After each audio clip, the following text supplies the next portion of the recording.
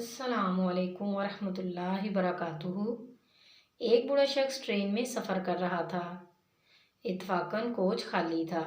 फिर 8-10 लड़के इस कोच में आए और बैठकर तफरीह करनी शुरू कर दी। एक ने कहा, आओ जंजीर खींचें। एक और ने कहा, इस जुर्म पर 500 रुपये जुर्माना और 6 माह कैद की सज़ा लिखी है। तीसरे ने कहा, हम बहुत सारे लोग हैं, 500 रुपये चंदा करके जमा करवा देंगे। चंदा जमा किया गया तो 500 के बजाय 1200 रुपये जमा हो गए, जिसमें 500 का एक नोट, 50 के 2 नोट, बाकी सब 100 के नोट थे। चंदा पहले लड़के ने जेब में रख लिया। जंजीर खींचने से पहले एक बोला, अगर कोई पूछेगा तो कह देंगे कि बूढ़े ने इसे खींचा था, तब अपने को पैसे भी नहीं देना पड़ेंगे और इन रुपये से पार्टी करेंगे। बूढ़े ने हाथ जोड़कर कहा, बच्चों, मैंने आपके साथ क्या गलत किया है?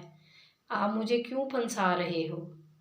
लेकिन वो नहीं माने और जंजीर खींच ली गई, जैसी उम्मीद थी।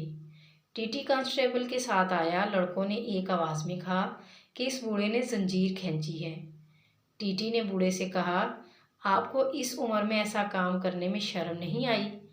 हाथ जोड़कर बूढ़े ने कहा, जनाब, मैंने जंजीर खींची है, लेकिन मैं बहुत बेबस था। उन्होंने पूछा, ऐसी क्या मजबूरी थी? बूढ़े ने कहा, मेरे पास सिर्फ 1200 रुपये थे, जो इन लड़कों ने छीन लिए और इस पहले लड़के ने अपनी जेब में रखे हुए हैं। इसमें 500 का एक नोट, 50 के 2 नोट और बाकी सब 100 के नोट हैं। अब टीटी ने कांस्टेबल से कहा, इनकी तलाशी लो।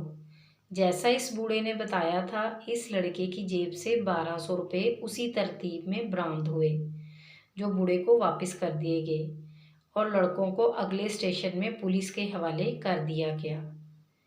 पुलिस के साथ जाते हुए लड़कों ने बूढ़े को घूरा तो बूढ़े ने अपनी सफ़ेद दाढ़ी पर हाथ फेरते हुए कहा, बेटा जी, ये बाल ऐसे ही सफ़ेद नहीं हुए हैं।